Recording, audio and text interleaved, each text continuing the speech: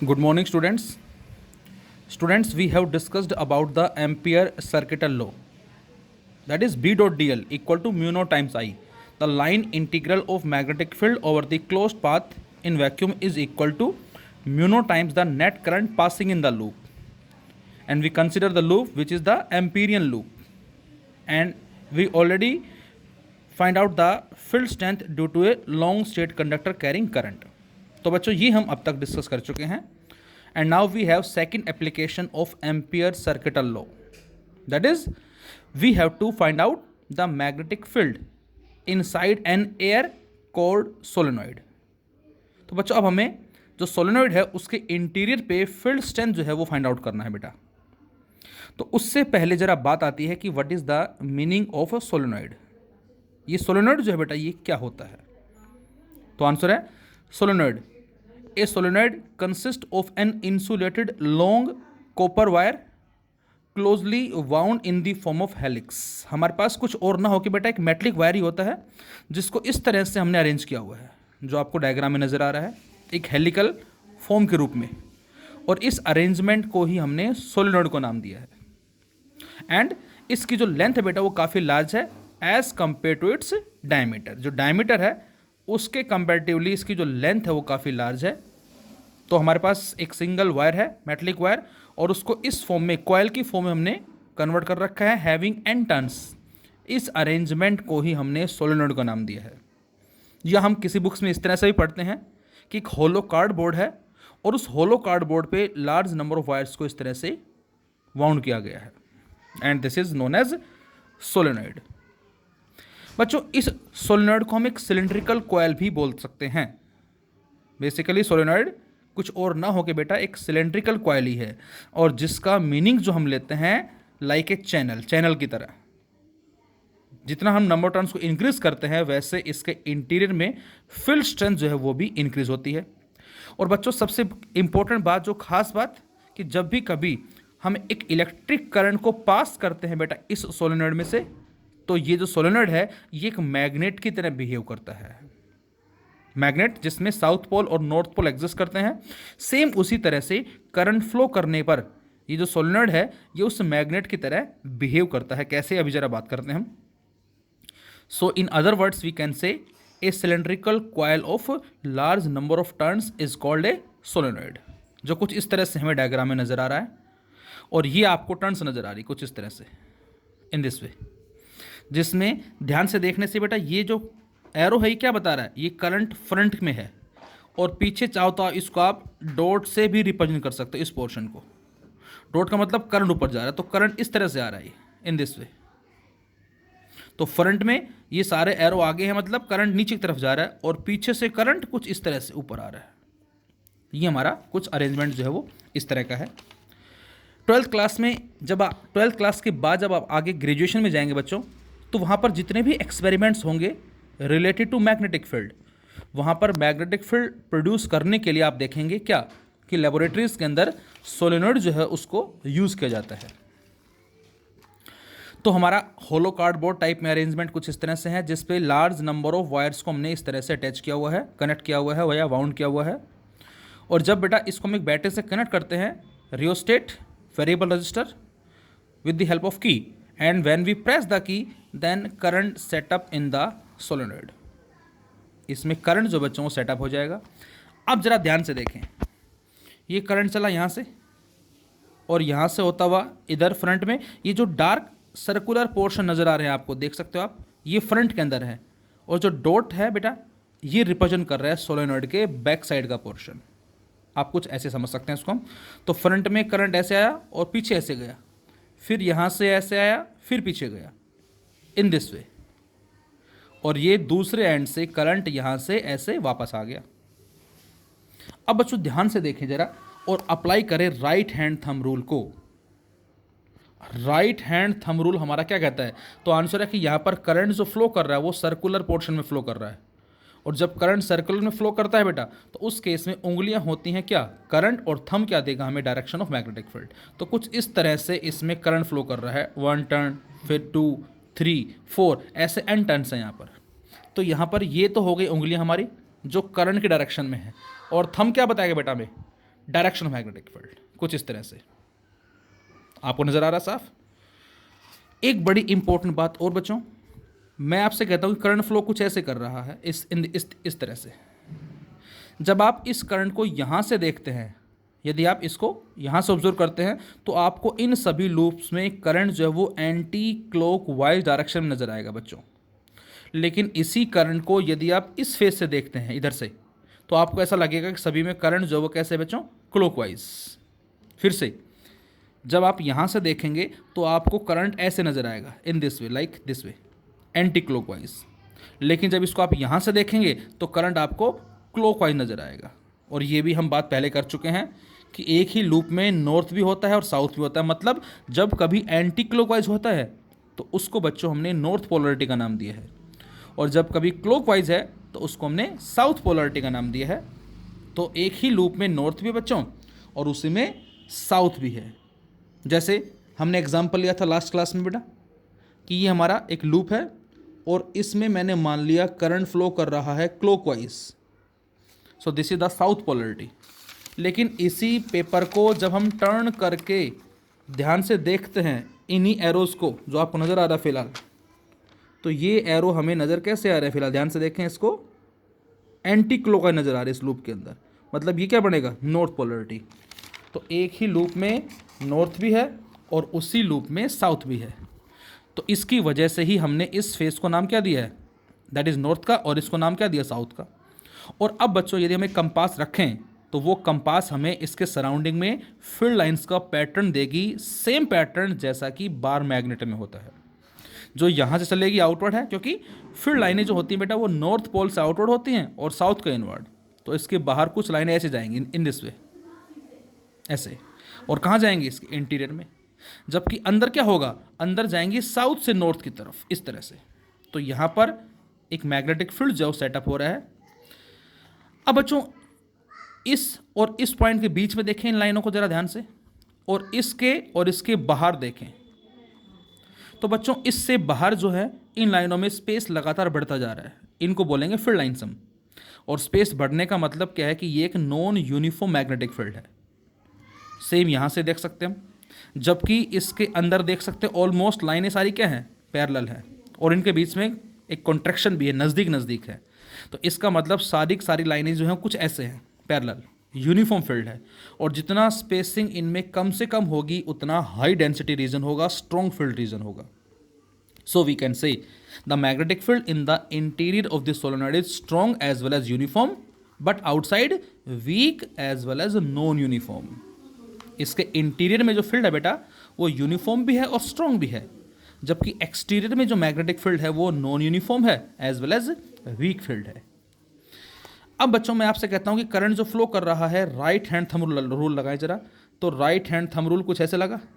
तो अब जो सोलेनॉइड हो गया, इसके अपर पोर्शन पे करंट की डायरेक्शन क्या होगी? तो आप लगाएंगे रूल कुछ ऐसे, और ये ऐसे, इन दिस वे, उंगलियां आपकी तरफ है। और इसके लोअर जो पोर्शन है यहाँ पर करंट क्या होगा? तो आप रूल लगाएंगे कुछ ऐसे, और उंगलियां कहाँ जा रही हैं? इसके अंदर जा रही हैं।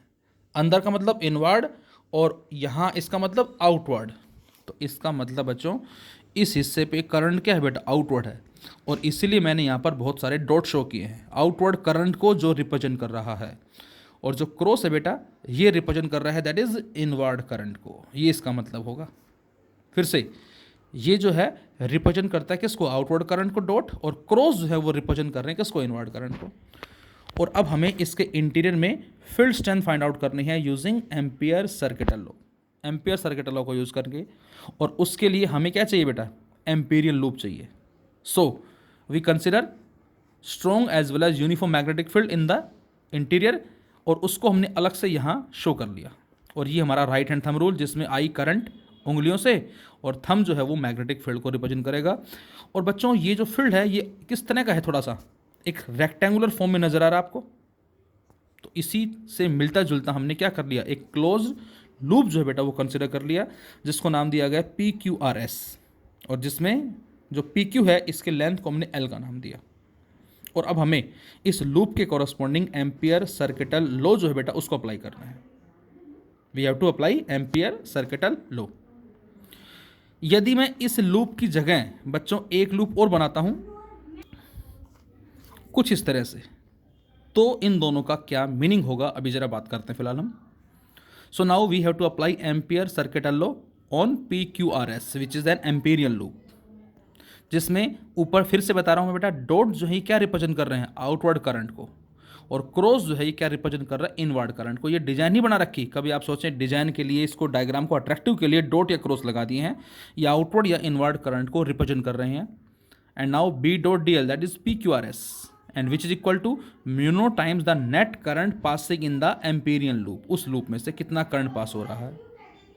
तो बेटा B dot D L P से क्यू के लिए, plus B dot D L Q से आर के लिए, plus B dot D L R से एस के लिए, और plus B dot D L S से पी के लिए। तो हमने 4 पार्ट में इसको रिजोल्व कर दिया, पी क्यू के लिए, क्यू आर के लिए, आर एस के लिए और एस पी के लिए। अब बच्चों यहाँ पी से क्यू हमने एल जो माना है, इसमें डी एल क्या होगी, तो आंसर है इस पी क्यू में जो डी एल है वो उसकी स्मॉल लेंथ है। सेम क्यू आर में डी एल क्या होगी, इसकी small length. Same R S में डी एल क्या है, इसकी स्मॉल लेंथ। और इसी तरह से एस पी में डी एल क्या है, इसकी स्मॉल लेंथ। और जब हम इन सभी को ओपन करेंगे बेटा तो ये मिलेगा B D L cos theta. तो फर्स्ट जो है पी क्यू पोर्शन ये कुछ इस तरफ है, ए ऐसे इस तरफ है पेन की डायरेक्शन में, और मैग्नेटिक फील्ड जो है बेटा वो भी इसी डायरेक्शन में है। इसका मतलब पी क्यू की जो लेंथ है स्मॉल लेंथ वो भी इसी डायरेक्शन में है और मैग्नेटिक फील्ड भी इसी डायरेक्शन में है, दोनों पैरेलल हैं। और यदि दोनों पैरेलल हैं तो थीटा क्या हो जाएगा, 0 cos 0 1। क्यू आर जो पोर्शन है बेटा वो है ये वाला, और मैग्नेटिक फील्ड किधर, एग्जैक्टली परपेंडिकुलर इस तरफ। तो इसका मतलब ये क्यू आर है, इसकी स्मॉल लेंथ डी एल, ये मैग्नेटिक फील्ड परपेंडिकुलर है, एंगल कितना बनेगा 90 एंड cos 90 0। ये सारा क्या हो जाएगा बच्चों 0। इसी तरह से मैं थर्ड की जगह फोर्थ की बात करता हूँ पहले, एस पी। ये एस पी है, इसकी लेंथ डी एल, और ये मैग्नेटिक फील्ड है जो कि अगेन परपेंडिकुलर इस तरफ, एंगल कितना है 90 एंड cos 90 0। तो इसका मतलब 4 में से 2 पार्ट हो गए 0, क्यों 90 डिग्री की वजह से, बच गए 2। कौन कौन सा बेटा, P Q and R S. P Q ये है। अब जो बच्चों आर एस पोर्शन है ये कहाँ पर एक्चुअल में डायग्राम में, आर एस ये है, मतलब ए ऐसे मान सकते हो इसको इस तरह से कुछ, ये P Q and this is R and this is S. ये आर एस पोर्शन जो है बेटा ये बाहर की तरफ है, आउटसाइड है। और आउटसाइड बच्चों फील्ड कैसा है, नॉन यूनिफॉर्म फील्ड है, और उसकी स्ट्रेंथ कैसी है, वीक फील्ड है। तो इसका मतलब जो पोर्शन आर एस है ये इस सोलेनॉइड के बाहर आ रहा है, जहाँ फील्ड वीक है as well as non uniform है, उसको हमने वैसे नेग्लेक्ट कर दिया। तो हम केवल जो रिजल्ट ले रहे हैं वो पी से क्यू का ले रहे हैं। और अब जब डी एल को इंटीग्रेट करेंगे बच्चों तो क्या आ जाएगा बेटा, एल आ जाएगा। तो यहाँ से बी डॉट डी एल जो आया P Q R S complete के लिए वो आ गया बी इंटू एल के बराबर। अब आपसे कहा जाए कि इस एम्पीरियन लूप में कितना करंट है, तो आंसर है कि इस लूप में ये करंट आ रहा है, इतना इतना आ रहा है, और ये हमारे पास टर्न्स है कुछ इस तरह से। In this way we have the number of turns. इसमें कितनी टर्न्स आ रही हैं, एन टर्न्स आ रही हैं। तो करंट यहाँ आई ना लिख के बेटा करंट हम आई इंटू एन लिखेंगे। फिर से बता रहा हूँ मैं, इस एम्पीरियन लूप में हमारे पास नंबर ऑफ टर्न्स कितनी हैं, एन टर्न्स हैं। तो यहाँ जो नेट करंट होगा वो आई ना लिख के उसको हम एन इंटू आई लिखेंगे। और दूसरा, इस लूप में करंट कौन सा आ रहा है, केवल और केवल this loop contains outward current, ये करंट आ रहा है, ये नहीं आ रहा। लेकिन बच्चों इसकी जगह यदि हम ये डायग्राम ले लें तो P Q R S, P Q R S, इसमें जितने डॉट आ रहे हैं उतने ही क्रॉस आ रहे हैं। तो इसका मतलब डॉट का मतलब आउटवर्ड करंट और क्रॉस का मतलब इनवर्ड करंट। और ये मैंने बताया था आपको लास्ट वीडियो में कि बी डॉट डी एल की वैल्यू जो लाइन इंटीग्रल की वैल्यू होगी इसके लिए क्या होगी, तो आंसर है 0, क्योंकि जितना आउटवर्ड है उतना इनवर्ड, जबकि इसमें केवल आउटवर्ड पोर्शन जो वो आ रहा है। यदि आप करंट की डायरेक्शन उल्टा कर देते तो हो सकता है ये बनता क्रॉस और ये बनता डॉट। उस केस में ऊपर क्रॉस आता नीचे डॉट आता सपोज करें, तो ये भी उतना ही करंट को शो करता है यहाँ से, बस वो फ़र्क इतना होता है कि वो इनवर्ड करंट आ जाता। तो यहाँ से हम कह सकते हैं क्या कि जो बी इंटू एल आए बेटा which is equal to mu naught times the net current passing in the loop, और वो करंट कितना होगा एन इंटू आई। और इस एल को ले जाए नीचे तो यहाँ से बी मिलता है mu naught N I by L, या इसको स्मॉल एन भी लिख सकते हैं हम। यहाँ बच्चों स्मॉल एन क्या होगा, कैपिटल N अपॉन में L, where capital N is the number of turns and L is the length, so small n is the number of turns per unit length. ये बड़ा ध्यान रखना आपको, न्यूमेरिकल्स में अक्सर हमें यही गिवन होता है कई बार।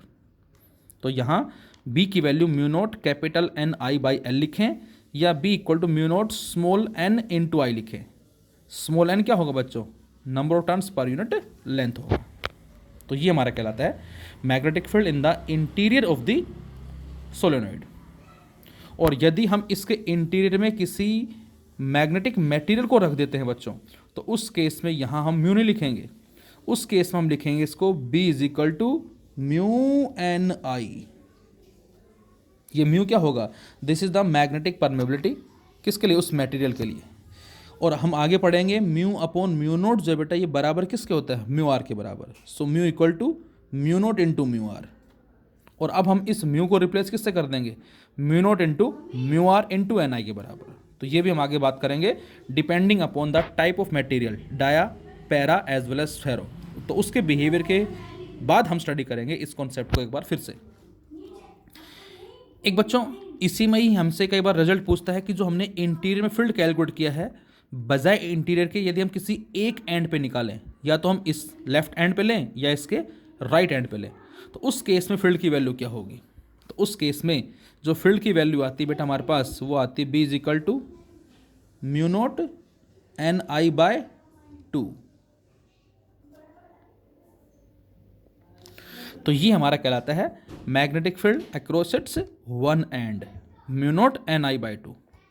अब अक्सर स्टूडेंट्स क्वेश्चन पूछता है कि सर ये हाफ कैसे आया, तो जरा इसके बारे में हम बात करते हैं एक बार। फिलहाल कंपटीशन पॉइंट ऑफ व्यू से आपको ये रिजल्ट याद रखना है जो मैं बता रहा हूँ नोट में, otherwise board point of view से केवल आपको रिजल्ट जो है वो याद रखना है।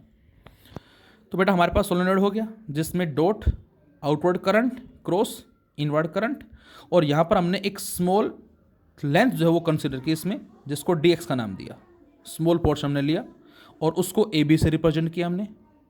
और ये हमने इसके एक्सिस पे एक पॉइंट P कंसिडर किया, और यहाँ पर यदि छोटे से आपने जो लेंथ कंसिडर की है dx वाली, तो बेटा उसके पॉइंट P जो है वो कहाँ पर आएगा, ये पॉइंट P जो है ये उसकी एक्सिस पे आएगा। फिर से बोल रहा हूँ मैं, ये हमारा सोलेनॉइड हो गया, आउटवर्ड एंड इनवर्ड करंट हो गया, इसमें स्मॉल पोर्शन हमने dx का कंसिडर किया, रेडियस इसका हमने a मान लिया है, और ये पॉइंट जो P है ये इसके एक्सिस पे आ रहा है, जो इसका इंटीरियर है वो इसके एक्सिस पे आ रहा है, और ये पॉइंट जो है बेटा ये इसके सेंटर से, इस स्मॉल एलिमेंट के सेंटर से x डिस्टेंस पे है। तो मैं अब आपसे ये कहूँ क्या कि ये बताओ इस पोर्शन की वजह से इस पॉइंट P पे जो फील्ड है वो कितना होगा। तो बच्चों ये हमने ऑलरेडी फाइंड आउट किया है, किसमें, magnetic field along the axis of A current carrying coil. किसी भी करंट कैरिंग कॉइल पे एक्सिस पे जो फील्ड होता है उसमें इसका फील्ड ये आया था हमारा, इसका फील्ड ये आया था हमारा, और दोनों का ये आया था रिजल्टेंट, जिसको हमने लिखा था dB साइन फाई का इंटीग्रेशन यूजिंग बायट-सवार्ट्स लॉ, और वो हमारा आया था म्यू नॉट अपॉन 4 पाई 2 पाई एन आई ए स्क्वायर अपॉन ए स्क्वायर प्लस एक्स स्क्वायर की पावर 3/2। आपको ध्यान होगा आई थिंक। तो उसी कॉन्सेप्ट को हम यहाँ पर यूज़ करेंगे। तो और साथ साथ ये पॉइंट P जो है बेटा ये इसका एक एंड हो गया और ये इसका दूसरा एंड हो गया, और पॉइंट P जो है बेटा वो कितना एंगल बना रहा है इस एंड के साथ, तो वो मैंने थीटा 1 से रिप्रेजेंट किया, और पॉइंट P इस दूसरे एंड से कितना एंगल बना रहा है, यहाँ से यहाँ तक ये कंप्लीट, इसको थीटा 2 का नाम दिया। और ये जो Q पॉइंट है मिड पॉइंट AB का, ये इस P से कितना एंगल बना रहा है, इसको थीटा मान लिया। तो थीटा 1 इस एंड के साथ एंगल है P का, थीटा 2 इस एंड के साथ एंगल है P का, और थीटा इसके साथ एंगल है। x डिस्टेंस पे पॉइंट P है, a रेडियस है, स्मॉल लेंथ dx है। So let us consider a small portion AB of the solenoid of length dx। Q is the mid point of AB। Clearly this portion is a circular coil, ये एक circular coil की तरह ही है बेटा, जिसमें number of turns जो है वो कितनी होंगी, तो आंसर है स्मॉल n होता है number of turns per unit length. अब लेंथ कितनी इसकी dx है, तो यहाँ जो नंबर ऑफ टर्न्स होंगी n, that is equal to n dx, और इसका रेडियस हमने a मान लिया, सेंटर o मान लिया। So if dB is the magnetic field due to this coil then it is given by. तो अब यदि इस पॉइंट P पे हम इसका फील्ड माने एक्सिस वाले कॉन्सेप्ट से, तो कितना आएगा, तो वही सेम कॉन्सेप्ट अप्लाई कर दें हम, म्यू नॉट अपॉन 4 पाई 2 पाई एन आई ए स्क्र अपॉन ए स्क्र प्लस एक्स स्क्र की पावर 3/2, जो हम ऑलरेडी डिस्कस कर चुके हैं। इसको डायरेक्ट अब आप यहाँ पर लिखेंगे और यहाँ पर नंबर ऑफ टर्न्स की जगह क्या लिख दें बेटा हम, एन डी एक्स। तो मैंने स्मॉल एन की जगह क्या लिखा, सॉरी कैपिटल एन की जगह क्या लिखा मैंने, small n into D X. I think वहाँ पर हमने स्मॉल एन नाम दिया था नंबर ऑफ टर्न्स को, लेकिन यहाँ पर कैपिटल एन जो है ये होगा नंबर ऑफ टर्न्स, क्योंकि स्मॉल एन का मीनिंग जो है यहाँ पर कुछ और है। तो ये बच्चों डी बी आ गया, मतलब इस स्मॉल लेंथ का फील्ड आ गया कहाँ पर, पी पे, लेकिन हमें तो पूरे का निकालना है, मतलब इस एंड से लेकर इस एंड के लिए। तो अब हम यहाँ पर कुछ चेंजेस कर रहे हैं और उस चेंजेस के लिए हमने एज्यूम किया from triangle O P Q. ये जो ओ पी क्यू ट्राइंगल बेटा, दिस वन, यहाँ से ये थीटा है, इसको आप अलग से शो करते हैं चाहे ऐसे, ओ पी एंड क्यू, ये हमारे पास ए है और ये हमारे पास एक्स है और ये यहाँ से एंगल थीटा हो गया। अब यहाँ से साफ नज़र आ रहा है आपको बेस कौन सा है, परपेंडिकुलर कौन सा है। तो x हमारे पास OP है जो आपको डायग्राम नज़र आ रहा है। तो मैं आपसे कहता हूँ x बाई ए बताएं क्या होगा, a बाई एक्स होता है टेन थीटा, तो x by A is cot theta, तो x बराबर a कोट थीटा। और बच्चों जब हम इस x का डिफरेंशिएट करते हैं विद रिस्पेक्ट टू थीटा, तो ये मिलता है हमें a, और कोट थीटा का होता है बेटा direct minus cosecant square theta. Minus sine का कोई खास रोल नहीं है, चाहे तो हम नेग्लेक्ट भी कर सकते हैं इसको हम, सो नेग्लेक्टिंग नेगेटिव साइन। तो dx की वैल्यू आती है बच्चों यहाँ से a into cosecant square theta into D theta. अब यहाँ से a की वैल्यू आ गई a कोट थीटा, बोलो तो a square plus x square कितना होगा, पुट कर दें हम यहाँ ए स्क्वायर प्लस एक्स स्क्वायर, और एक्स स्क्वायर की जगह रख दिया मैंने ए स्क्वायर कोट स्क्वायर थीटा, और यहाँ से ए स्क्वायर कॉमन लेने के बाद अंदर बचता है बेटा कोसिकेंट स्क्वायर थीटा। लेकिन हमें तो चाहिए ए स्क्वायर प्लस एक्स स्क्वायर की पावर 3/2, तो इस सारे की पावर 3/2 करते हैं, ए स्क्वायर कोस स्क्वायर थीटा की पावर 3/2, तो इसकी भी 3/2 इंटू इसकी भी 3/2, तो ये हमें मिलता है रिजल्ट किसका, ए स्क्वायर प्लस एक्स स्क्वायर की पावर 3/2 का। तो इसका मतलब हमें ये फैक्टर मिल गया बेटा नंबर 2 जिसको 3 को नाम दिया मैंने, और dx मिल गया जिसको मैंने 2 का नाम दिया, और इस 2 को और 3 को रख दे फर्स्ट में जो हमने स्टार्टिंग में लेके चले थे इक्वेशन, कौन सी वाली, ये वाली, इसमें पुट करेंगे हम। तो इसमें dx की वैल्यू को रख दें बेटा हम, और इस सारे की जगह जो वैल्यू है उसको रख दें, और ये हमने पाई से पाई कैंसिल आउट भी कर दिया। तो बच्चों यहाँ से हमें जो फील्ड मिलता है पुट करने के बाद वैल्यूज़ वो ये आ जाएगा।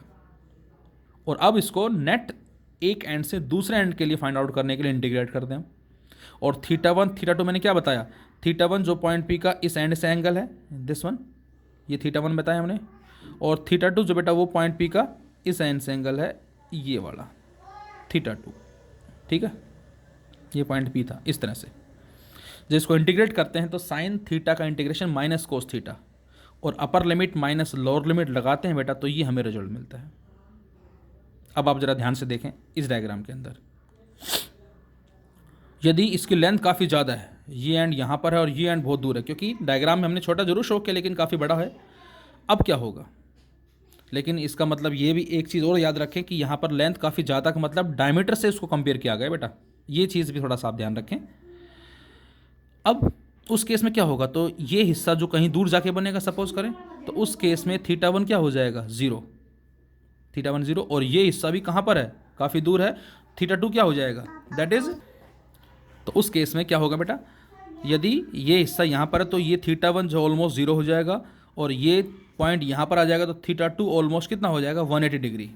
Then if the point well within an infinitely long solenoid, तो θ1 इज़ 0 एंड θ2 इज़ 180 डिग्री, दोनों को रखे बच्चों यहाँ पर हम, तो हमें रिजल्ट मिलता है mu naught ni/2 inside 1 minus -1 that is 2, और ये 2 से कट जाएगा, तो ये वही फील्ड आ गया जो अभी हमने एम्पियर सर्किटल लॉ से कैलकुलेट किया था, लेकिन ये field without Ampere circuital law कहलाएगा।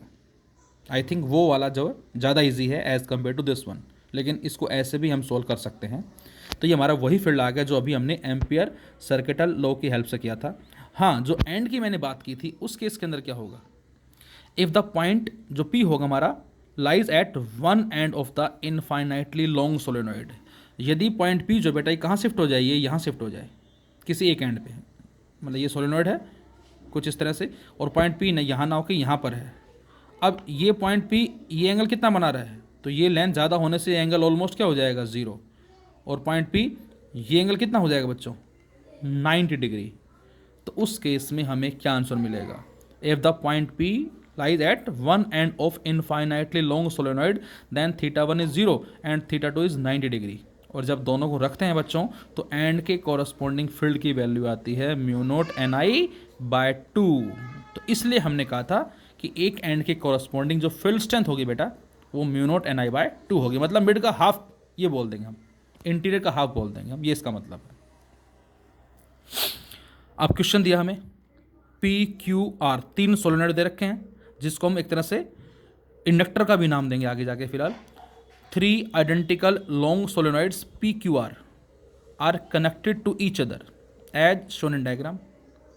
If magnetic field at the centre of P is 2 tesla, इसके सेंटर में फील्ड जो है 2 टेस्ला है, then what would be the field at the centre of Q. इस क्यू के सेंटर बताओ क्या होगा, assuming that the field due to any solenoid is confined within the volume of the solenoid only. और साथ साथ बेटा जो फील्ड होता है वो इसके वॉल्यूम में ही क्या करता है, जस्ट एग्जिस्ट करता है यहाँ से, विद इन द कोर, ये हम बोल सकते हैं। तो बच्चों साफ आपको डायग्राम में नजर आ रहा है तीनों आइडेंटिकल हैं, इसका मतलब क्या होगा, नंबर ऑफ टर्न्स लेंथ सब कुछ सेम है। अब इसका जो फील्ड है वो कितना होगा, तो आंसर है म्यू नॉट एन आई होगा। N is the number of turns per unit length. I क्या है, करंट। अब यहाँ से करंट जो चल रहा आई वो यहाँ पर आगे आगे क्या होगा, 2 पार्ट में डिवाइड हो जाएगा और दोनों आइडेंटिकल हैं, तो इसका मतलब आई बाई 2 यहाँ जाएगा और आई बाई 2 यहाँ जाएगा, दोनों में हाफ हाफ हो जाएगा। और करंट यदि हाफ हो गया तो क्यू का फील्ड कितना हो जाएगा, म्यू नॉट एन, और आई की जगह आई बाई 2 लिख देंगे हम, और म्यू नॉट एन आई क्या बन गया, ये बन गया BP, and BP is 2 Tesla, so 2 by 2 1 Tesla. तो यहाँ पर करंट हाफ होने से फील्ड स्ट्रेंथ जो बेटा वो क्या हो जाएगी, हाफ हो जाएगी, किसकी, पी वाले की। तो पी का हाफ हो जाएगा, और पी हमें गिवन है कितना, the value of P is 2 Tesla, so the value of Q is half 1 Tesla. So in this वे हम फाइंड आउट कर सकते हैं magnetic field in the interior of the solenoid. एक तो डायरेक्ट हम यूज़ कर सकते हैं किसको बेटा, एम्पियर सर्किट लॉ को, उसमें तो हमें एम्पीरियन लूप कंसिडर करना है और उसके बिहाफ पे B dot D L solve करना है, और इसको mu naught times net current passing in the loop से कंपेयर करके सोल्व कर लेंगे हम। लूप कौन सा, एम्पीरियन लूप। यदि लूप ये लेते हैं तो इसमें ये आउटवर्ड करंट आ रहा है, और यदि लूप ये लेते हैं बच्चों तो इसमें जितना आउटवर्ड है उतना ही इनवर्ड है, तो नेट यहाँ इस केस में क्या हो जाएगा, 0। और अब हम स्टडी करेंगे हमारी फाइनल 3rd एप्लीकेशन कौन सी, दैट इज टोरॉइड, वो हमारा नेक्स्ट वीडियो होगा।